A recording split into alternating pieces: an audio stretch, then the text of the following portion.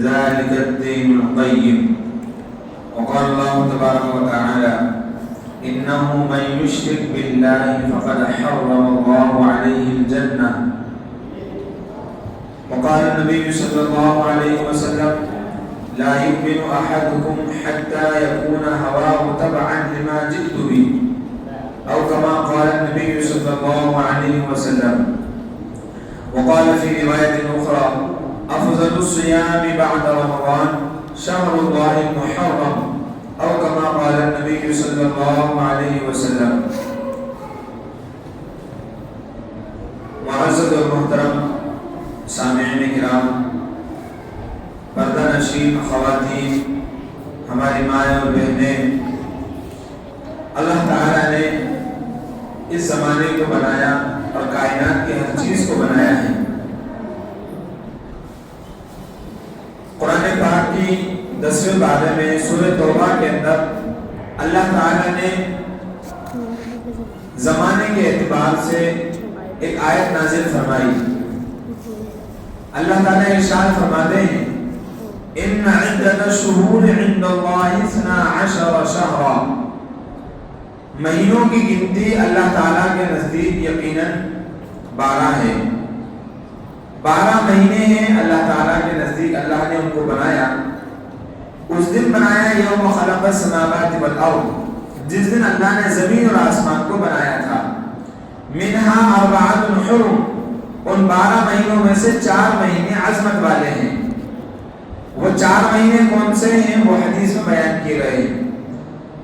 آگے آیت میں بیان کیا گیا ذالک الدین القیم، یہ بہت مضبوط دین ہے. اللہ کے رسول صلی اللہ علیہ وسلم نے ارشاد فرمایا 4 مہینے ہیں جو حرمت والے ہیں، عظمت والے ہیں، فضیلت والے ہیں. 3 متوالیات، ذی القعدہ، ذی الحجہ، محرم و رجب. 4 مہینے عظمت والے، حرمت والے یہ ہیں. پہلا ذی القعدہ کا مہینہ، دوسرا ذی الحجہ کا مہینہ، اور تیسرا محرم الحرام کا مہینہ، اور چوتھا رجب کا مہینہ. مائیں اور بہنیں، آج ماشاءاللہ جمعے کا دن ہے اور آپ سبھی اللہ کے فضل سے اللہ کے گھر میں جمع ہیں، اور یہ مسجدیں اللہ کا گھر ہیں. حدیث پاک کے اندر آتا ہے خانہ کعبہ پر روزانہ 120 رحمتیں نازل ہوتی ہیں. اللہ کی تجلیات خانہ کعبہ پر اترتی ہیں، اور ان 120 رحمتوں کی توجہات دنیا کی تمام جامع مسجدوں تک پہنچتی ہیں. یعنی وہ رحمتیں خانہ کعبہ سے دنیا کی تمام جتنی بھی جامع مسجدیں وہاں جاتی ہیں، اور ان جامع مسجدوں سے دوسری مسجدوں تک وہ رحمتیں منتقل ہوتی ہیں. پھر جو لوگ مسجدوں میں جاتے ہیں وہاں سے وہ رحمتیں، وہ برکتیں ان کے گھروں تک ان کے ساتھ پہنچتی ہیں. اس طریقے سے جو مسجد میں آتے ہیں، چاہے وہ بڑے ہوں یا بچے ہوں، ان کے ساتھ خانہ کعبہ کی رحمتیں ان کے گھر تک پہنچتی ہیں. اس لیے ہمارا تعلق مسجدوں سے ہونا چاہیے. ماشاءاللہ مرد حضرات تو مسجدوں میں آتے ہی ہیں. آج آپ بھی دین کی باتیں سننے کے لیے اللہ کے گھر میں جمع ہوئی ہیں. سب اعتکاف کی نیت کر لیں اور جو باتیں ہمارے سامنے آئیں گی ان پر ہم عمل کریں. تو ہم بتلا رہے تھے کہ اللہ تعالیٰ کے نزدیک مہینوں کی گنتی 12 ہے، اور دنیا میں بہت سارے کیلنڈر چلتے ہیں. جیسے کیلنڈر چلتا ہے سورج کے اعتبار سے، جس کو شمسی کیلنڈر، انگریزی کیلنڈر کہا جاتا ہے. ایک چاند کا کیلنڈر ہوتا ہے، اور بہت سے ہمارے یہاں ملک میں بہت سی قومیں بستی ہیں، بہت سو کے الگ الگ کیلنڈر ہیں، چیت، بیساکھ اور اس طریقے سے اور بھی کیلنڈر ہیں.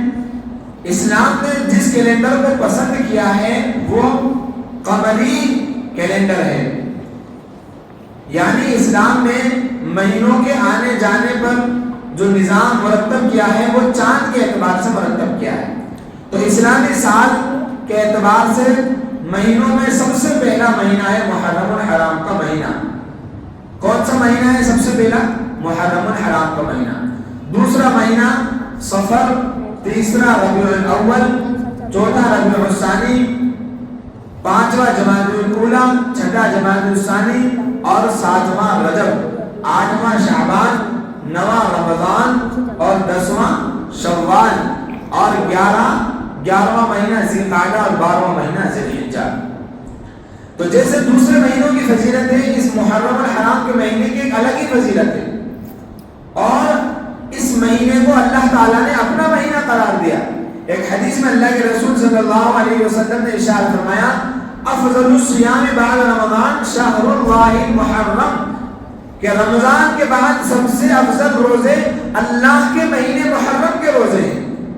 اب یوں تو ہر دن، ہر مہینہ اور ہر چیز کائنات میں اللہ ہی کی ہے اور ہر مہینہ اللہ کا ہے، لیکن خاص طور پر اس محرم الحرام کے مہینے کو اللہ کی طرف منسوب کیا گیا، اس سے اس مہینے کی فضیلت بڑھ جاتی ہے۔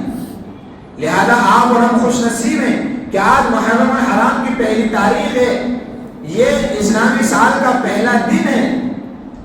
ابھی تک 1446 ہجری چل رہی تھی اور آج سے سن 1447 ہجری شروع ہو گئی۔ ہمیں اپنے بچوں کو بھی سمجھانا چاہیے کہ اسلامی کیلنڈر کے اعتبار سے یہ سن 1447 ہجری کا آغاز ہو چکا ہے۔ لہذا جب نیا سال شروع ہوتا ہے تو بہت سی تعلیمات ہیں، بہت سے احکام ہیں اسلام کے، ہمیں ان پر توجہ دینا چاہیے۔ دیکھیے محرم کا مہینہ اور اس میں جو اعمال کیے جاتے ہیں اور اس کو جو سمجھا جاتا ہے، ایک تو وہ ہیں جو ہمارے معاشرے میں رائج ہے۔ بہت سارے ایسے اعمال ہیں جن کو ہم کرتے ہیں، مرد بھی کرتے ہیں، خواتین بھی کرتی ہیں، بچے بھی کرتے ہیں، ان کی نشاندہی ابھی کچھ وقت کے بعد کی جائے گی، لیکن کچھ تعلیمات وہ ہیں جو اللہ کی طرف سے، اللہ کے رسول صلی اللہ علیہ وسلم کی طرف سے ہمیں بتلائی گئی ہیں اور ہمیں سمجھائی گئی ہیں۔ قرآن میں یہ درس دیا گیا ہے کہ تمہاری زندگی اس دنیا کے اندر ہمیشہ کے لیے نہیں ہے، بلکہ اللہ نے تھوڑا وقت دیا ہے، اور یہ وقت اس لیے دیا ہے تاکہ تم اس میں آخرت کی تیاری کر لو۔ اسی وجہ سے جب ہماری زندگی کا ایک سال مکمل ہو جائے تو ہمیں یہ احساس کرنا چاہیے کہ ایک اینٹ اور گر گئی دیوار حیات سے، یعنی ہماری زندگی کی 65 ہماری زندگی کی دیوار کی 65 70 جتنے اللہ نے مقدر کی اتنی دیواریں رکھی ہوئی تھی، اس دیوار میں اتنی اینٹیں تھی، اور جب ایک اینٹ گر گئی تو 60 میں سے 59 بچی، 5 گر گئی تو 55 بچی۔ اس طریقے سے جیسے جیسے ایک سال مکمل ہوتا چلا جاتا ہے، ہماری زندگی کا ایک سال کم ہو جاتا ہے اور ہم موت کے اتنے قریب ہوتے ہیں۔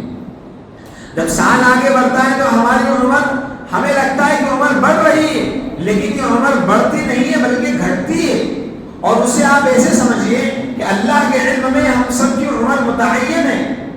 اللہ نے کسی کے لیے 30 سال کی عمر لکھی، کسی کی 50 سال کی لکھی، کسی کے 80 سال کی لکھی، کسی کے 70 سال کی لکھی، اور وہ جتنا بڑا ہوتا چلا جاتا ہے اس کی عمر میں سے اتنے سال کم ہوتے چلے جاتے ہیں۔ اگر آپ کو بات سمجھ میں نہ آئے تو ایک مثال سے بات سمجھ لیجیے۔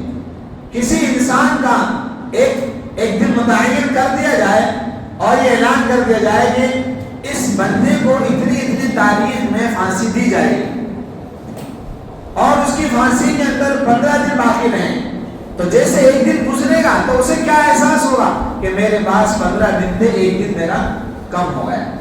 5 دن گزر جائیں گے تو اس کو لگے گا کہ اب میرے پاس صرف 10 دن بچے ہیں، میرے 5 دن چلے گئے۔ ایسے میرے بھائیوں اور میری ماں اور بہنوں، ایسے ہی جیسے ایک سال مکمل ہوتا ہے تو ہماری زندگی کا ایک حصہ گزر جاتا ہے، اور ہمیں یہ تعلیم یاد رکھنا چاہیے۔ قرآن پاک کے اندر اللہ تعالیٰ نے سورہ فاطر میں ارشاد فرمایا، قیامت کے دن اللہ تعالیٰ ارشاد فرمائیں گے، اولم نعمرکم ما یتذکر فیہ من تذکر وجاءکم النذیر فذوقوا فما للظالمین من نصیر۔ اللہ کہیں گے کیا ہم نے تم کو اتنی عمر نہیں دی تھی جس عمر میں نصیحت حاصل کرنے والا بندہ نصیحت حاصل کر سکتا تھا؟ یعنی تمہیں اس عمر میں نصیحت حاصل کرنا چاہیے تھی، اپنی زندگی کو بنانا تھا، اپنی زندگی کو سنوارنا تھا، اور صرف یہی نہیں کہ اللہ نے صرف زندگی دے دی بلکہ فرمایا وجاءکم النذیر، زندگی کے ساتھ اللہ تعالیٰ نے کتاب اللہ بھی دی، اللہ کا قرآن بھی دیا، اور کتاب اللہ کے ساتھ انبیاء اللہ بھی دیے، رسول اللہ بھی دیے، اور رجال اللہ بھی دیے۔ نبی کے زمانے میں نبی نے کتاب کو سمجھایا، نبی کے بعد صحابہ نے سمجھایا، اور ہر دور میں علماء کرام اللہ کی کتاب کو سمجھاتے رہتے ہیں۔ تو کہا جائے گا کہ تمہارے پاس ڈرانے والا آیا، اور وہ ڈرانے والا اللہ کا قرآن تھا، رسول اللہ صلی اللہ علیہ وسلم کی حدیثیں تھی، انبیاء کرام تھے، اور ہر دور کے علماء کرام تھے۔ لیکن اس کے باوجود ہماری عمر یوں ہی ضائع ہو گئی، اور قیامت کے دن سورہ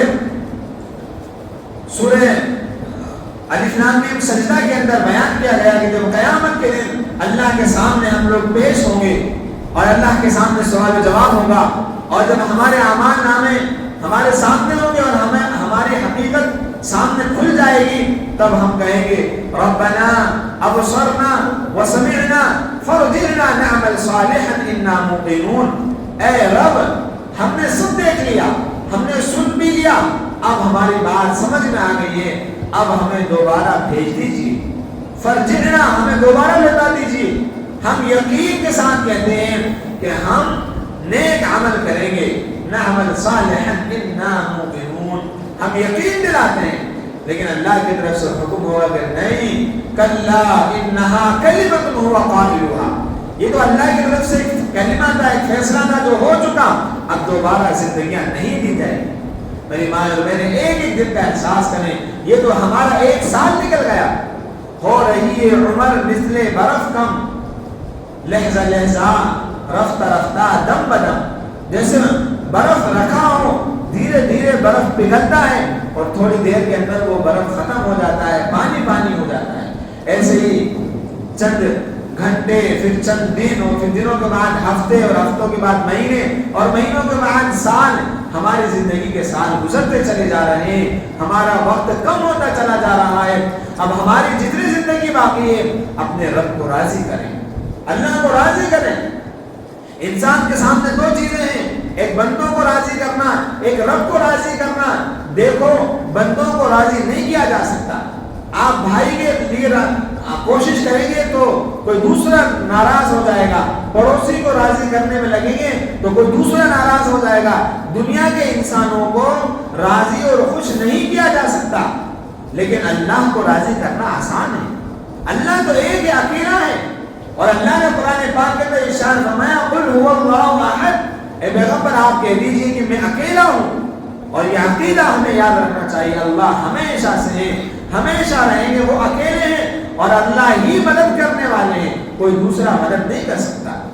قرآن نے بار بار کہا کہ جب بھی مانگنا ہو اللہ سے مانگو، وَإِذَا سَأَلْتَ فَاسْأَلِ اللَّهَ، جب مانگنا ہے تو اللہ سے مانگو، وَإِذَا اسْتَعَنْتَ فَاسْتَعِنْ بِاللَّهِ، اور جب مدد کی ضرورت پڑ جائے تو مدد بھی اللہ سے مانگو۔ تو اللہ کو راضی کرنا آسان ہے، اور اگر ہم نے اللہ کو راضی کر لیا، اللہ کو خوش کر دیا، تو پھر اللہ تعالیٰ ہماری دنیا کو بھی آسان کر دیں گے، آخرت کو بھی آسان کر دیں گے۔ حضرت حسن بصری فرماتے ہیں کہ اے انسان میں مرد بھی آتا ہے، عورتیں بھی آتی ہیں، وہ فرماتے ہیں اے انسان، تو دنوں کا مجموعہ ہے، دنوں کا مجموعہ ہے، جب ایک دن گزر جائے تیری زندگی کا تو یہ سمجھ لینا کہ زندگی کا ایک حصہ چلا گیا۔ جتنے دن گزر رہے ہیں ایسے زندگیاں ختم ہو رہی ہیں۔ اگر آپ کے جیب میں 100 نوٹ اور 100 روپے کے، اور ایک نوٹ اس میں سے نکل جائے تو 99 بچیں گے، پھر ایک چلا جائے تو 98 بچیں گے، اور جیسے جیسے وہ نوٹ جاتے جائیں گے آپ کی گنڈی ڈھیلی ہوتی جائے گی اور سارے نوٹ ختم ہو جائیں گے۔ ایسے جیسے جیسے دن گزرتے ہیں تو ہماری زندگیاں مختصر ہوتی جاتی ہیں۔ حدیث پاک میں اللہ کے رسول صلی اللہ علیہ وسلم نے ارشاد فرمایا کہ جب سورج نکلتا ہے تو نکلتے وقت وہ کہتا ہے اے دنیا والوں سن لو، میں آج کا پہلا اور آخری سورج ہوں، میں آج کے بعد دوبارہ لوٹ کر نہیں آؤں گا۔ ہر سورج صرف ایک دن میں ایک ہی بار آتا ہے، اگلے دن وہ دوسرا آتا ہے، یعنی ہماری زندگی میں جو دن ہوتا ہے وہ دن اب دوبارہ لوٹ کر نہیں آ سکتا۔ نئے دن تو آئیں گے، تو وہ دن جو گزر گئے غفلت کے اندر، گناہوں کے اندر، اللہ کے نافرمانیوں میں، کل قیامت کے دن ہمیں بہت پچھتاوا ہوگا۔ حضرت عائشہ رضی اللہ تعالی عنہ جب ان چیزوں کو غور دیکھا کرتی تھی، سمجھا کرتی تھی تو یہ کہا کرتی تھی اور رویا کرتی تھی کہ کاش اللہ مجھے کوئی تنکا بنا دیتے تو مجھ سے کوئی حساب و کتاب ہی نہیں ہوتا، میں کیسے اللہ کو میرا حساب دوں گی۔ حضرت ابوبکر صدیق کہا کرتے تھے کہ کاش میں کوئی تنکا ہوتا۔ حضرت عائشہ ان کی بیٹی فرمایا کرتی ہیں، وہ کہا کرتی تھی کہ کاش میں کوئی پرندہ ہوتا جو اڑ جاتا، ختم ہو جاتا، کوئی حساب نہیں لیا جاتا۔ ان کے دلوں میں اللہ کا وہ ڈر تھا، وہ تقویٰ تھا، وہ خوف تھا۔ آج میری ماں اور بہنیں ہماری زندگیاں آزاد ہیں، ہم نے لوگوں کو راضی کرنے کے لیے محنتیں لگا دی، کوششیں لگا دی، لیکن اللہ کو راضی کرنے کی فکر نہیں کی، جبکہ اللہ کو راضی کرنا بہت آسان ہے۔ اللہ کو راضی کرنا آسان ہے۔ اللہ کو راضی کرنے کے لیے صرف اللہ کے حکموں کو پورا کرنا ہے اور جن چیزوں سے اللہ نے منع کیا ہے ان سے رکنا ہے۔ تو یہ سمجھ لیجیے کہ اللہ راضی ہے۔ اللہ ناراض نہیں ہوتے جب تک کہ ہم اللہ کو ناراض کرنے والے نہ بنے۔ گناہوں سے اللہ ناراض ہوتے ہیں، گناہ تو ویسے ہی بری چیز ہے، اس کو چھوڑ دینا چاہیے۔ اگر ہم اللہ کے قریب آئیں گے تو اللہ اس سے بھی زیادہ ہمارے قریب آئیں گے۔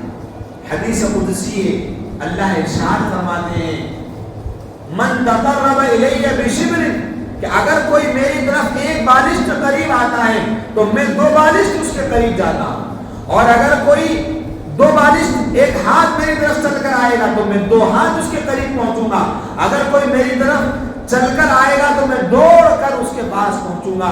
اگر ہم اللہ کی طرف توجہ کریں گے تو اللہ ہمیں اور زیادہ توفیق دیں گے۔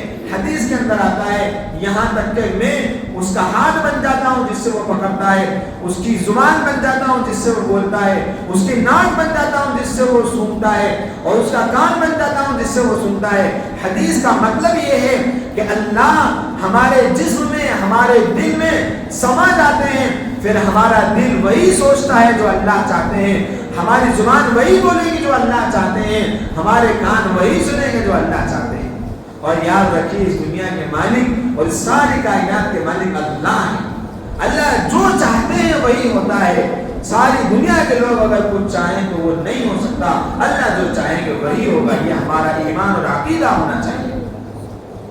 قرآن پاک کے اندر سورہ طلاق میں 28ویں پارے میں اللہ تعالیٰ نے آیت نازل فرمائی۔ اس آیت میں ارشاد فرمایا وَمَن يَتَّقِ اللَّهَ يَجْعَل لَّهُ مَخْرَجًا وَيَرْزُقْهُ مِنْ حَيْثُ لَا يَحْتَسِبُ۔ دیکھو سب سے بڑا مسئلہ ہمارے سامنے روٹی روزی کا ہے اور پریشانیوں سے بچنے کا ہے، کہ پریشانیاں ہمارے پاس نہ آئیں، ہمیں برابر روزی ملتی رہے، خوراک ملتی رہے، اچھا پیسہ ملے اور ہم سکون کی زندگی گزاریں۔ سکون کی زندگی گزارنے کے لیے اللہ تعالیٰ نے ایک عمل بتلایا ہے، ایک دوا دی ہے، اس کے ذریعے سے ہماری زندگیوں کو پرسکون بنایا جا سکتا ہے۔ فرمایا کہ وہ دوا ہے تقویٰ، اللہ کا ڈر، اللہ کا خوف۔ قرآن پاک کی آیت کا مطلب یہ ہے کہ جو شخص اللہ سے ڈرتا ہے، تقویٰ اختیار کر لیتا ہے، اللہ کا ڈر اپنے دل میں بسا لیتا ہے، اللہ اس کی زندگی کو آسان بنانے کے لیے گزرگاہ بنا دیتے ہیں، تو اس کی دنیا کے مسائل بھی حل ہو جاتے ہیں، آخرت کے مسئلے بھی حل ہوتے ہیں۔ مفسرین نے لکھا ہے دنیا کی پریشانیوں سے بھی وہ بچ جاتا ہے اور آخرت کی پریشانیوں سے بھی وہ بچ جائے گا۔ یجعل لہ مخرجا، اس کے لیے گزرگاہ بنا دیں گے، ایک VIP راستہ بنا دیں گے جس سے اس کو کوئی پریشانی نہیں ہوگی۔ اور آگے فرمایا وَيَرْزُقُهُ مِنْ حَيْثُ لَا يَحْتَسِبُ، اس کو ایسی جگہ سے روزی پہنچائی جائے گی جس کا اس کو گمان بھی نہیں ہوگا، اس کو پتہ نہیں چلے گا۔ اللہ ایسی ایسی جگہ سے اس کو حلال روزی نصیب فرمائے۔ تو ہمیں میری مائیں اور بہنیں تقویٰ اختیار کرنا ہے۔ تقوی کا مطلب کوئی بہت مشکل نہیں ہے۔ عربی زبان میں تقوی کا ترجمہ کیا جاتا ہے بچنا، ڈرنا۔ شریعت میں اس کا مطلب ہوتا ہے اللہ کے حکموں کو پورا کرنا اور گناہوں سے بچنا، اور اللہ کی طرف تقوی کی نسبت ہوتی ہے تو اس کا مطلب یہ ہوتا ہے کہ اللہ کے حکموں کو توڑنے سے بچنا، اللہ کا ڈر اپنے دلوں کے اندر پیدا کر لینا، جیسا صحابہ کرام کی زندگیوں میں اللہ کا ڈر اور اس کا تقویٰ تھا۔ آج دیکھو مجھے یاد آیا ایک محرم ہے، ایک محرم کا دن ہے۔ محرم میں ہمارے یہاں بہت ساری چیزیں پائی جاتی ہیں، لیکن ہمیں صرف ایک بات معلوم ہے کہ محرم کے اندر حضرت حسین رضی اللہ تعالیٰ شہید ہوئے تھے۔ یقین وہ نواز رسول تھے، اہل بیت میں سے تھے، اور ان کا مقام بہت بلند ہے، ان کا مقام بہت بلند ہے، اور ان سے محبت کرنا ہمارے ایمان کا حصہ ہے۔ لیکن یہ بھی ہمیں سمجھنا چاہیے کہ محرم میں اور بھی بہت سے واقعات پیش آئے، اور محرم کی جو فضیلت ہے یہ حضرت حسین رضی اللہ عنہ کی شہادت سے بہت پہلے سے ہے۔ اس کو آپ ایسے سمجھیے، ذرا توجہ دیجیے، بات آسانی سے سمجھ میں آ جائے گی۔ حضرت حسین رضی اللہ تعالی عنہ کی شہادت کا واقعہ پیش آیا ہے سن 61 ہجری کے اندر، اور دین مکمل ہو چکا تھا سن 10 ہجری میں۔ سن 10 ہجری میں حجۃ الوداع کے موقع پر اللہ تعالی نے سورہ مائدہ کی 12 نمبر 6 کی ایک آیت نازل فرمائی اور ارشاد فرمایا، اليوم اکملت لکم دینکم واتممت علیکم نعمتی ورضیت لکم الاسلام دینا۔ آج کے دن یعنی حجۃ الوداع کے دن کا ذکر کیا، اس دن ہم نے یعنی آج کے دن ہم نے دین کو مکمل کمپلیٹ کر دیا۔ اکملت لکم دینکم، تمہارا دین، تمہارا مذہب، تمہاری شریعت، تمہارا طور طریقہ، قیامت تک زندگی گزارنے کی چیزیں سب مکمل کر دی گئی، اور وَأَتْمَمْتُ عَلَيْكُمْ نِعْمَتِي، اور میری نعمت کو مکمل کر دیا۔ یعنی یہ اسلام، یہ دین، یہ مذہب اللہ کی نعمت ہے، اللہ نے اس کو مکمل کر دیا ہے، اتمام کر دیا۔ اتمام کا مطلب بالکل آخری چیز اس میں مکمل کر دی گئی ہے، اور اکمال کا مطلب ہوتا ہے کہ جو خارجی چیزیں ہیں ادھر سے بھی مکمل، اور اتمام جو روحانی چیزیں ہیں جو نظر نہیں آتی وہ بھی مکمل کر دی گئی۔ وَرَضِيتُ لَكُمُ الْإِسْلَامَ دِينًا، اور تمہارے لیے میں نے اسلام کو مذہب ہونے کے اعتبار سے پسند فرمایا۔ ہمارا مذہب کیا ہے؟ اسلام ہے۔ ہمارا دین کیا ہے؟ اسلام ہے۔ قرآن میں اللہ نے بیان فرمایا، ان الدین عند اللہ الاسلام، مذہب، دین، طریقہ اللہ تعالیٰ کے نزدیک وہ اسلام ہے۔ اسلام ہی قبول کیا جائے گا، اسلام کے علاوہ اگر کوئی دوسرا طریقہ لے کر آیا تو وہ قبول نہیں کیا جائے گا۔ وَمَن يَبْتَغِ غَيْرَ الْإِسْلَامِ دِينًا فَلَن يُقْبَلَ مِنْهُ وَهُوَ فِي الْآخِرَةِ مِنَ الْخَاسِرِينَ۔ دین یعنی اسلام کے علاوہ اگر کوئی اور طریقہ لے کر آئے گا تو قیامت میں ہرگز قبول نہیں کیا جائے گا، اور وہ آخرت میں نقصان اٹھانے والا ہے۔ اس آیت سے ہمیں سمجھ میں آتا ہے کہ دین تو مکمل ہو چکا تھا سن 10 ہجری میں حجۃ الوداع کے موقع پر۔ دین کس چیز کا نام ہے؟ اللہ کے نے جو حکم دیا، اور ان حکموں کو نبی پاک صلی اللہ علیہ وسلم نے اپنی زندگی کے ذریعے سے پورا کر کے بتایا، صحابہ نے عملی طریقے سے اس کو انجام دے کر بتایا، اس کا نام دین ہے۔ اب آپ غور کیجیے کہ سن 10 ہجری کے اندر دین مکمل ہو گیا، اور حضرت حسین رضی اللہ تعالی عنہ کی شہادت کا واقعہ پیش آتا ہے سن 61 ہجری کے اندر۔ تو 51 سال کا گیپ ہے، اور جب ایک چیز 51 سال پہلے مکمل ہو چکی تھی تو 51 سال کے بعد اس میں کوئی چیز داخل نہیں کی جا سکتی۔ یہ حضرت حسین رضی اللہ تعالیٰ کے جو بہت سارے فضائل تھے، جو بہت ساری خوبیاں تھیں، ان میں سے ایک خوبی یہ ہے کہ اللہ نے ان کو اپنے راستے میں شہادت عطا فرمائی، اور دوسری فضیلت یہ کہ وہ شہادت عاشورہ کے دن یعنی 10 محرم کو عطا فرمائی۔ محرم کا مہینہ تو فضیلت والا ہے ہی، 10 محرم کا دن الگ سے فضیلت والا ہے، جس کو یوم عاشورہ کہا جاتا ہے۔ جیسے کہ ذی الحجہ کا مہینہ بہت قیمتی مہینہ ہے، عبادتوں کا ثواب بڑھا دیا جاتا ہے، لیکن 10ویں ذی الحجہ جس دن قربانیاں ہوتی ہیں وہ اللہ تعالیٰ کے نزدیک بہت زیادہ پسندیدہ۔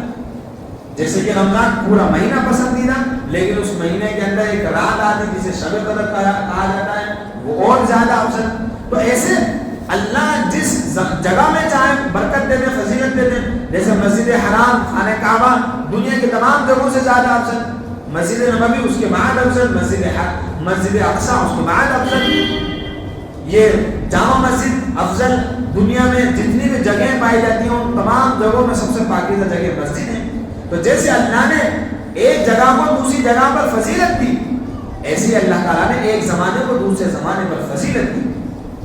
تو عاشورہ کا دن بہت پہلے سے برکت والا، عظمت والا، فضیلت والا ہے۔ یہ ہم آپ کو یہ بات سمجھانا چاہ رہے ہیں کہ حضرت حسین رضی اللہ تعالیٰ کی شہادت سے اس کو جوڑ کر مت دیکھیے. حضرت موسیٰ علیہ السلام اللہ کے جلیل القدر پیغمبر ہیں, بہت بڑے نبی ہیں, رسول ہے, ان کو شریعت دی گئی, کتاب دی گئی. اللہ نے ان کی قوم کو فرعون سے نجات دلائی, ان کی قوم کو بنی اسرائیل کو فرعون سے نجات دلائی. وہ 10 محرم کو عاشورہ کے دن نجات عطا فرمائی. اور یہی وجہ تھی کہ بنی اسرائیل کے لوگ یعنی یہودی لوگ 10 محرم کو روزے رکھا کرتے تھے. 10 محرم کو روزے رکھنا بڑی فضیلت کا کام ہے. 10 محرم کو روزے رکھا کرتے تھے.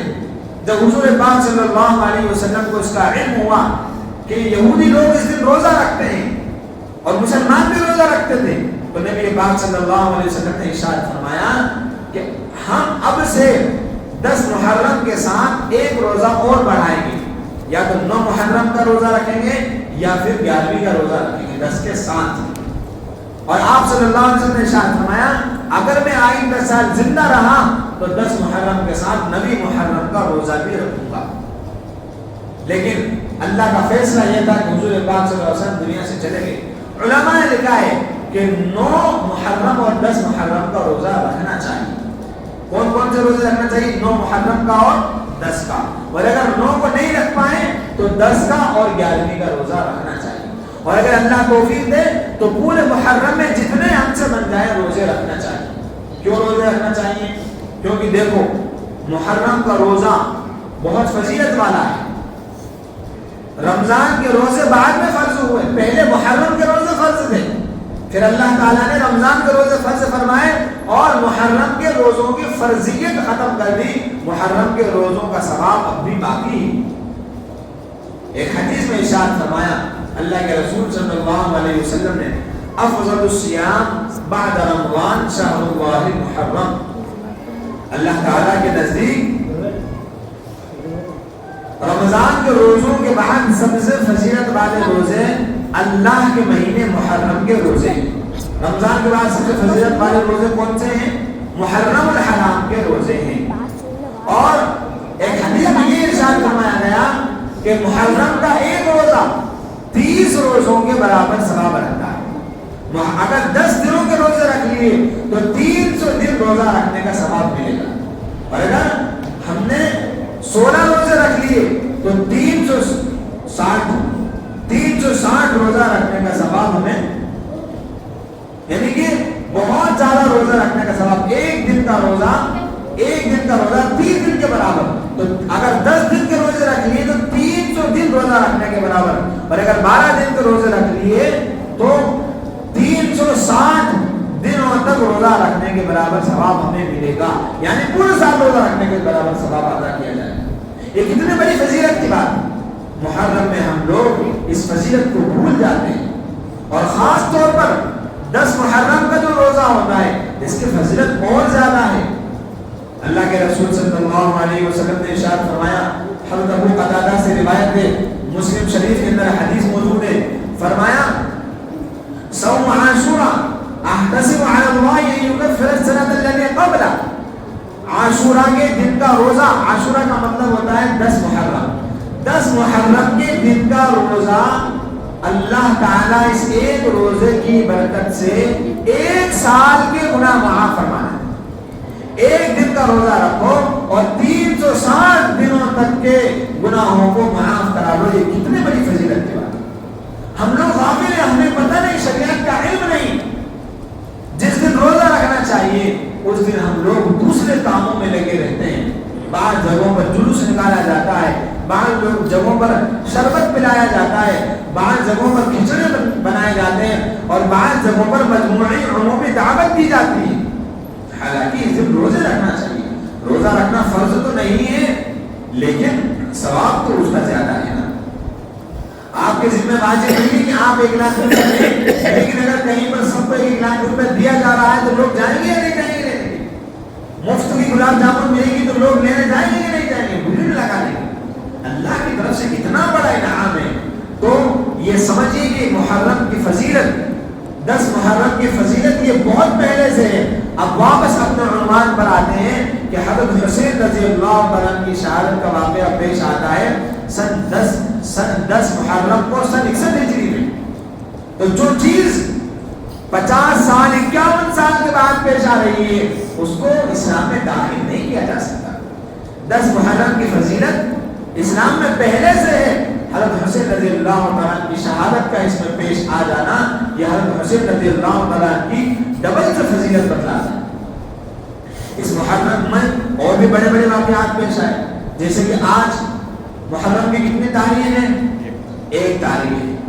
1 تاریخ کے بارے میں ہمیں یاد رکھنا چاہیے کہ مسلمانوں کے بہت بڑے خلیفہ, سب سے بڑے خلیفہ جنہوں نے 12 سال 5 مہینے اور کچھ دن حکومت کی, ان دنوں کے اندر 22 لاکھ مربع میل تک ان کی حکومت تھی.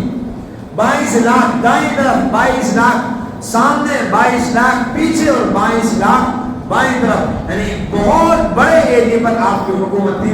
بڑے بڑے بادشاہ آپ کے نام سے کعبہ کرتے تھے, تھرا جاتے تھے.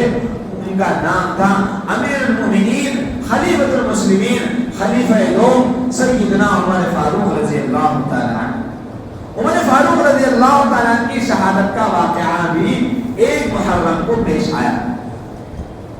26 ذی الحجہ کو یعنی محرم کے مہینے سے 4 دن پہلے حضرت عمر فاروق رضی اللہ تعالیٰ عنہ مسلمانوں کے بادشاہ مسجد نبوی کے اندر فجر کی نماز پڑھا رہے. کون سی نماز پڑھا رہے تھے؟ فجر کی نماز. حضرت عمر فاروق رضی اللہ تعالیٰ کی عادت تھی کہ لمبی لمبی رکعتیں پڑھا کرتے تھے, روزانہ کی طرح نماز پڑھا رہے تھے. ایک بدبخت ایرانی غلام تھا, اس کا نام تھا ابو لؤلؤ فیروز. مغیرہ ابن شعبہ کا وہ غلام تھا. اس نے ایک شکایت کی تھی حضرت عمر فاروق رضی اللہ تعالیٰ سے, لیکن وہ غلط تھا. تو عمر فاروق رضی اللہ تعالیٰ نے اس کی شکایت پر توجہ نہیں دی, جس کی وجہ سے اس نے دل میں دشمنی پالی اور وہ رات میں آ کر مسجد نبوی کی محراب میں چھپ گیا, ہتھیار لے کر, خنجر لے کر. اور جیسے حضرت عمر فاروق رضی اللہ تعالیٰ نے نماز کی نیت باندھی, تلاوت شروع کی, اس نے آگے سے حملہ کیا اور پیٹ کے نچلے حصے کے اندر اس نے خنجر ڈال دیا, جس کی وجہ سے بے تحاشا خون بہنے لگا. جب حضرت عمر فاروق رضی اللہ تعالیٰ عنہ سے برداشت نہیں تو آپ کو بیچ حضرت عبد الرحمن بن عوف کا ہاتھ پکڑ کر ان کو امامت پر کھڑا کیا. انہوں نے نماز مکمل کرائی اور نماز مکمل ہونے کے بعد حضرت عمر فاروق رضی اللہ تعالیٰ عنہ کو علاج کے لیے لے جایا گیا.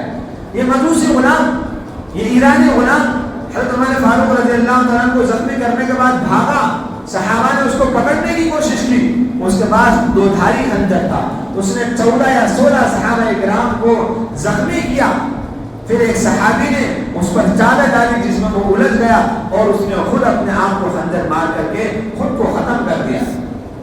آج لوگ یہ جو خرافات ہمارے یہاں پائی جاتی ہے سب شیعوں کی طرف سے ہیں.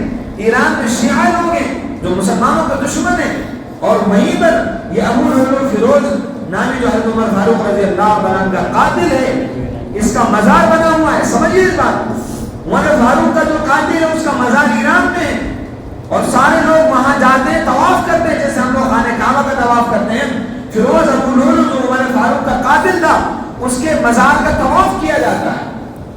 یہ شیعہ لوگ کب سے ہمارے ساتھی بن گئے. محرم میں جتنی بھی برائیاں پائی جاتی ہیں یہ سب ہمارے اندر شیعوں سے آئی. شیعہ کن کا نام ہے؟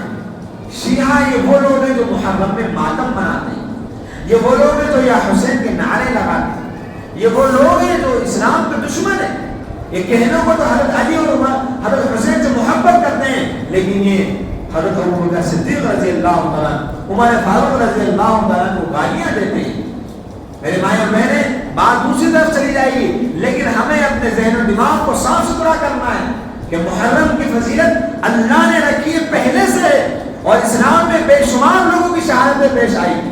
بہت سی تو خرابیاں ہمارے اندر یہاں تک ہیں کہ ہماری بہت سی بہنیں, بہت سے مسلمان محرم کے مہینے کو غم کا مہینہ سمجھتے ہیں. کیوں آپ سمجھتے ہیں کیا؟ بہت سے لوگ سمجھتے ہیں, آپ بہنیں نہیں سمجھتے. ہم اس کی دلیل دیتے ہیں. بہت سے لوگ کیا اکثر امت محرم میں شادیاں نہیں کرتے. آپ کو محرم میں کہیں شادیاں نہیں ملیں گی.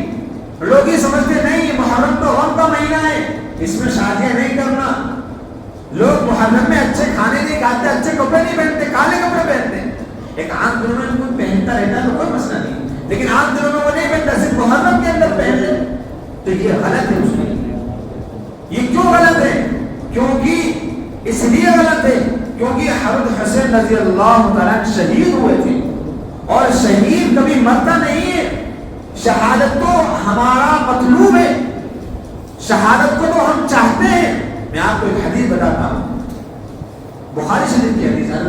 حضور پاک صلی اللہ علیہ وسلم نے ارشاد فرمایا، دوسری کتاب میں بھی ہو سکتی ہے، مجھے ایسا یاد ہے، لو وددت ان اقتل فی سبیل اللہ ثم احیا ثم اقتل ثم احیا ثم اقتل ثم احیا ثم اقتل۔ نبی ارشاد فرماتے ہیں میں چاہتا ہوں کہ اللہ کے راستے میں مجھے شہید کر دیا جائے، مجھے قتل کر دیا جائے اللہ کے راستے میں پھر دوبارہ زندہ کیا جاؤں، پھر مجھے قتل کر دیا جائے، پھر زندہ کیا جاؤں، پھر مجھے قتل کر دیا جائے، پھر مجھے زندہ کیا جائے، یعنی میں بار بار شہید ہونا چاہتا ہوں۔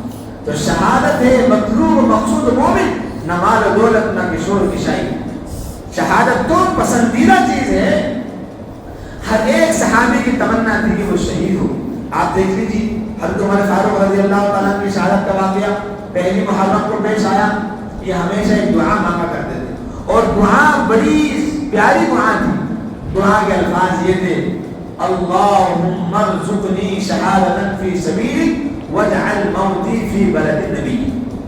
اس کا مطلب یہ ہے کہ اے اللہ مجھے تیرے راستے میں شہادت عطا فرما اور تیرے نبی کے شہر میں مجھے موت عطا فرما۔ اب دونوں بات بڑی تھی، مدینہ کے اندر موت، تو مدینہ میں تو جنگ ہوگی نہیں، مدینہ میں تو جنگ ہوگی نہیں، جنگ تو باہر ہوتی ہے، سرحدوں پر ہوتی ہے، بارڈروں پر لڑائی ہوتی ہے، تو پھر مدینہ کے اندر موت کیسے ہوگی؟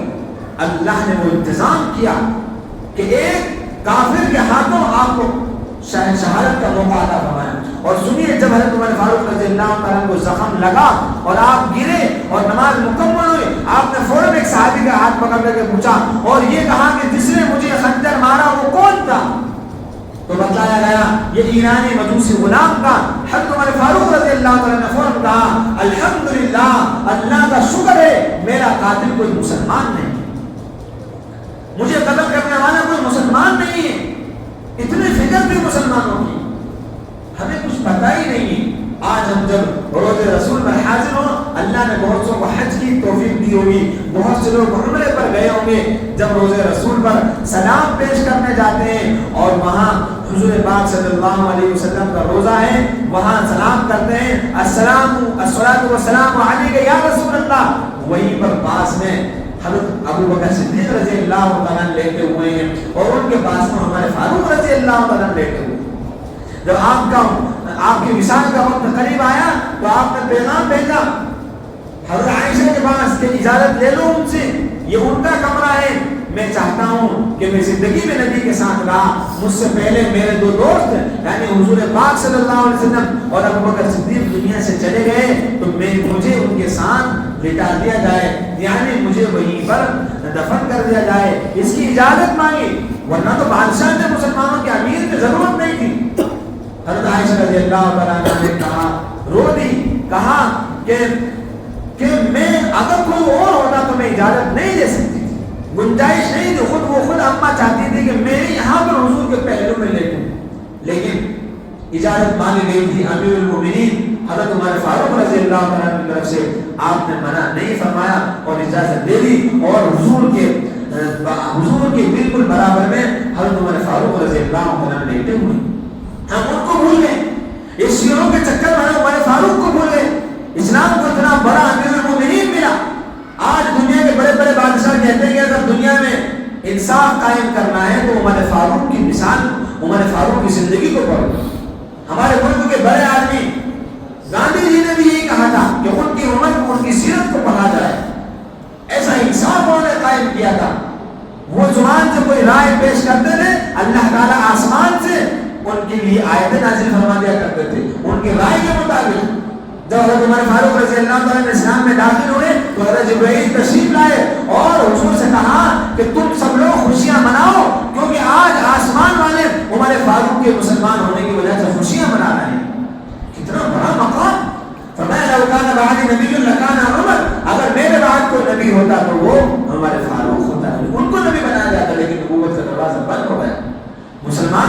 ماں اور بہنوں سمجھے ان کی شہادت کا واقعہ ابھی محرم میں پیش آیا، ہم ان کو بھول گئے۔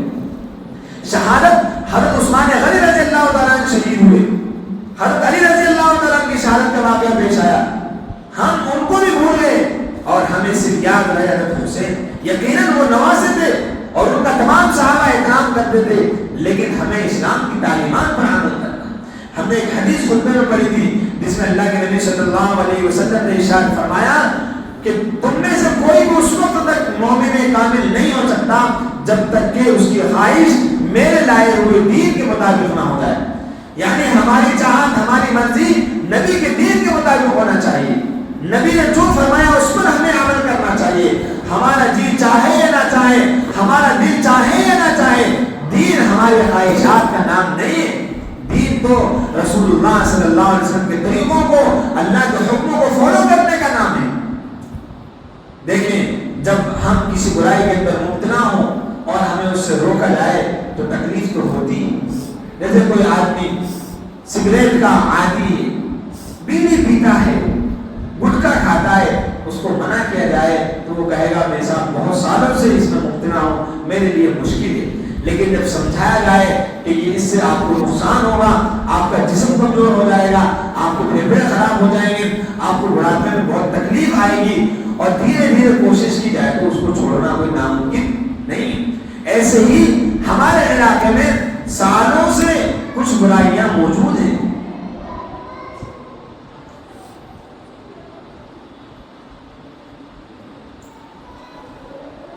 ہمارے علاقے میں کچھ برائیاں پہلے سے موجود ہیں اور ہم سالوں سے کرتے آ رہے ہیں۔ ہم نے دیکھا کہ ہمارے باپ دادا کے وقت سے یہ ہو رہا ہے، تو میرے بھائیوں اور مائیں اور بہنیں، جیسے کہ ہمارے یہاں پر کبھی سبیل لگائی جاتی ہے، لنگر لگایا جاتا ہے اور جلوس نکالے جاتے ہیں، اسی طریقے سے اور دوسری خرابیاں موجود ہیں، ہم ان سب چیزوں کو سمجھ کر ان کو چھوڑ دیں۔ محرم کو غم کا مہینہ نہیں سمجھیں، اللہ نے 12 مہینوں میں سے اور 7 دنوں میں سے کسی بھی دن کو، کسی بھی مہینے کو غم کا مہینہ نہیں قرار دیا، غم کا دن نہیں قرار دیا۔ آپ سوچیں اگر اسلام میں غم منانے کی اجازت ہوتی تو سب سے زیادہ غم کا دن پیر کا دن ہوتا، کیونکہ پیر کے دن امام الانبیاء سرور آقا جناب محمد رسول اللہ صلی اللہ علیہ وسلم دنیا سے تشریف لے گئے، اور حضرت ابوبکر صدیق رضی اللہ عنہ پیر کے دن دنیا سے تشریف لے گئے۔ اس لیے ہمیں نہ اس کو غم کا مہینہ سمجھنا ہے، نہ اس کو برائی کا مہینہ، نہ ماتم کا مہینہ سمجھنا ہے۔ قرآن میں کہا گیا کہ تم شہیدوں کو مردہ مت کہو، ولا تقولوا لمن يقتل في سبيل الله اموات بل احیاء، بلکہ وہ تو زندہ ہیں، اللہ تعالیٰ کے ہاں کو رزق دیا جاتا ہے۔ تو خلاصہ یہ نکل رہا ہے کہ یہ نیا سال شروع ہوا، اپنی زندگیوں کی قدر کریں اور خرافات بدعات سے نکلیں۔ یقیناً حضرت حسین رضی اللہ تعالیٰ کے لیے اگر آپ کچھ کرنا چاہتے ہیں تو ہم آپ کو بتلاتے ہیں۔ آپ قرآن پاک کے بارے پڑھیے، 2 رکعت نماز نفل پڑھ کر کے حضرت حسین رضی اللہ تعالیٰ کی روح کو، ان کے خاندان کو، نانا کو اور تمام صحابہ کو ثواب پہنچائیے، ان کے لیے تذکیر پڑھیے۔ اس کے لیے سب کو اکٹھا کرنے کی ضرورت نہیں ہے، جس کا جی چاہے وہ کرے، ان کے نام ان کے لیے ثواب پہنچانے کے لیے صدقہ کر سکتے ہیں، لیکن ایسی چیزیں نکال لینا جن سے جو شریعت میں نہیں ہے تو یہ گناہ ہے۔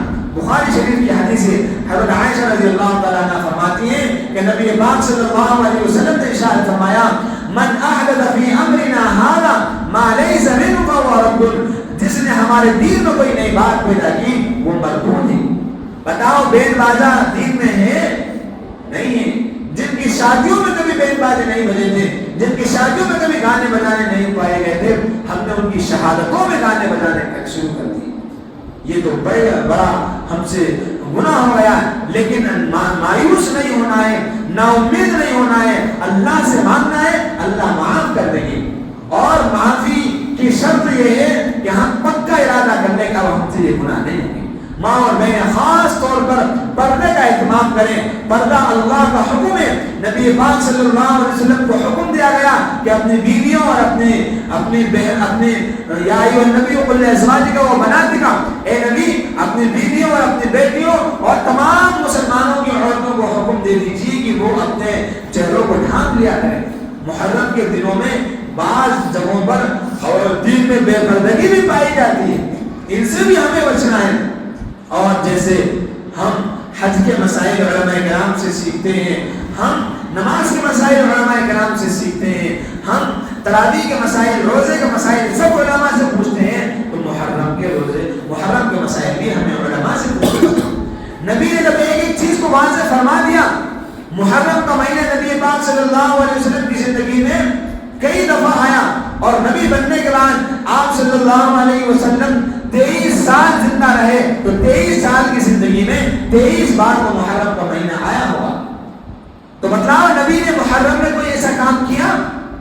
نبی کے بعد صحابہ کی زندگی میں ایسا کوئی کام نہیں پایا ہے۔ اور یہ جو تعزیہ خاص طور پر بعض جگہوں پر بنایا جاتا ہے، یہ تعزیہ تو ہمارے ہندوستان کے اندر تیمور لنگ بادشاہ سن 808 ہجری میں لے کر آیا تھا۔